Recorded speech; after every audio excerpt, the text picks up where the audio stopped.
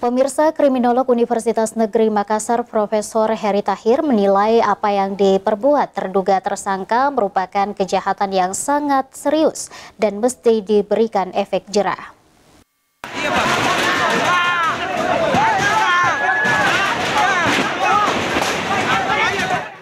Kasus terduga pembunuhan yang dilakukan oleh tersangka A beberapa waktu lalu menuai sorotan di kalangan masyarakat.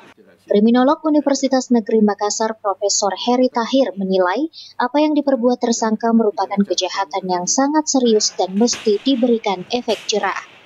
Menurutnya kasus yang terjadi tidak bisa dipandang biasa-biasa saja karena sudah merupakan kejahatan yang sangat serius karena nampaknya mereka memang sudah merencanakan dan melakukan pembunuhan layaknya seperti orang dewasa. Guru besar dari Universitas Negeri Makassar ini menambahkan, meski usia tersangka yang masih 17 tahun dengan tindak pidana ancaman hanya 7 tahun ke atas, diharapkan ada pidana berat untuk memberi efek jera. Kasus yang belakangan ini saya kira kita tidak bisa pandang biasa-biasa saja. Ini saya kira sudah merupakan kejahatan yang sangat serius ya. Karena tampaknya mereka memang sudah merencanakan dan melakukan pembunuhan layaknya seperti orang dewasa. Ya, jadi ini menjadi tugas kita bersama. Tentunya ini bukan hanya kerja-kerja pihak kepolisian, tetapi pihak keluarga, lingkungan dan sebagainya. Semua harus menjadikan kasus ini sebagai suatu hal yang momentum untuk melakukan perlindungan. Salah siapa ini? Ya, misalnya faktor lingkungan. Dalam kriminologi kita memang mengenal bahwa lingkungan lebih bertanggung jawab daripada saya sendiri. Ya, artinya seseorang itu melakukan itu karena mungkin kepada lingkungan. Ya, meskipun kita tidak pungkiri bahwa faktor bawaan juga memang diakui dalam teori ya. Ya, saya kira faktor lingkungan ini memang yang harus diperhatikan. Untuk itulah kita harapkan bahwa semua pihak jangan menganggap kasus ini biasa saja, ya, karena ini bisa saja akan merambah dalam kasus-kasus berikutnya. Apalagi dengan gencarnya media sosial yang ada sekarang, anak-anak kita itu terlalu mudah untuk mengakses, ya. Sehingga mereka belajar dari media sosial itu, baik malah modus operandi maupun bagaimana cara-cara mencari keuntungan dari media sosial. Nah, itulah media sosial itu merupakan suatu pertanda lahirnya suatu modernisasi. Tapi modernisasi itu merupakan suatu keniscayaan. Tidak mungkin kita bisa tarik ke belakang. Cuma sekarang bagaimana modernisasi, perkembangan teknologi informasi dan sebagainya, itu bisa memberikan manfaat lebih besar ketimbang mudaratnya.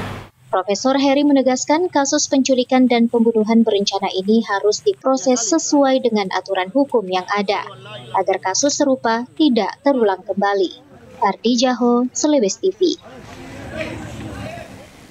Pemirsa, dari kacamata psikolog, perilaku yang diperbuat tersangka penculikan dan pembunuhan akibat terpengaruh dengan gaya hidup remaja masa kini serta lingkungan di sekitarnya.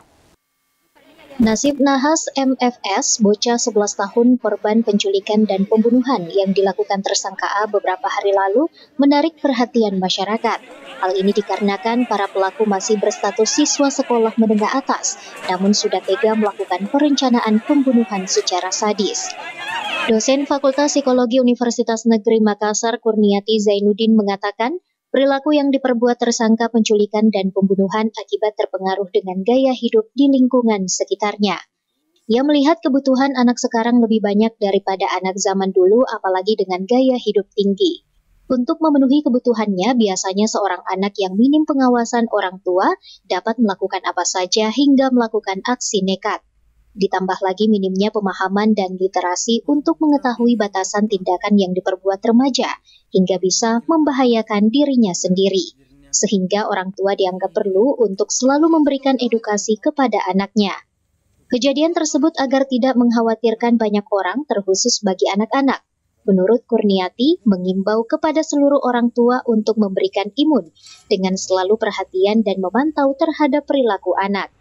Kita bagaimana menumbuhkan imun anak-anak kita, karena kan kita tidak bisa mungkin menjaga anak-anak kita tidak mungkin melarang anak kita keluar rumah, tapi kita wajib sebagai orang tua wajib untuk menumbuhkan imun anak kita, maksudnya pengetahuan, kewaspadaan anak kita, bagaimana tanda-tanda gitu ya yang harus dihindari supaya mereka aman gitu. Bagaimana supaya ketika keluar rumah mereka aman, mereka tidak menjadi tidak menjadi sasaran gitu dan tidak menjadi korban gitu. Nah, misalnya kalau pergi, misalnya kalau ada yang ngajak gitu ya, kalau orang asing tidak dikenal sama sekali, jangan diikuti. Kemudian kalau mau pergi kemana-mana, usahakan ada orang lain gitu, jangan sendiri, misalkan bersama teman-temannya misalnya atau apa. Jadi hal-hal yang seperti itu yang diberikan kepada anak. Jadi jangan sampai kekhawatiran kita membuat membuat kita berlebihan gitu untuk melarang anak-anak kita kemana-mana gitu karena takut akan ini, terus menakut-nakuti anak kita. Ayo kalau ini akhirnya anak kita menjadi juga cemas juga ini, sehingga tidak bahagia gitu ya, padahal anak-anak butuh itu. Ia menambahkan bagaimana peran orang tua untuk selalu mengawasi anaknya bagaimana ketika keluar rumah, anak merasa aman dan tidak menjadi sasaran dan korban. Ardi Jaho, Slebes TV.